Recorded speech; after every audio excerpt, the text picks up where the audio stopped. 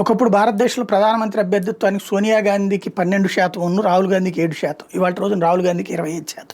అంటే ఆయన కోరుకున్నది జరుగుతుంది కదా, నిదానంగా పెరుగుతుంది కదా యాక్సెప్టెన్స్. దానికి కారణం ఏంటి? తను వరుసగా చేసుకొస్తున్నట్టు యాజిటేషన్.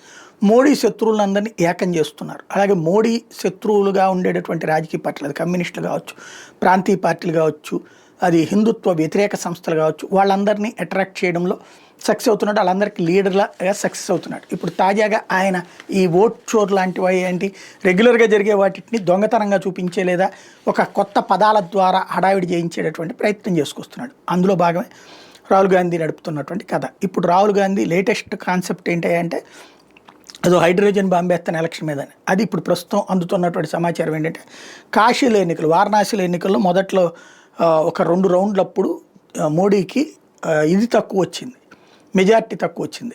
ఆ తర్వాత మెజార్టీ పెరిగింది. అది కూడా దాని వెనకాల కుట్ర ఉంది. ఎన్నికల సంఘమును ఆయన ఓడిపోయినా కూడా గెలిచాడని చెప్పేసి ప్రచారం చేసింది అనేటటువంటి టైప్లో ఆరోపణ చేయబోతున్నాడు అన్నటువంటి తాజాగా ఇంటర్నేషనల్ సర్కిల్స్ నుంచి వినబడుతున్నటువంటి వార్త.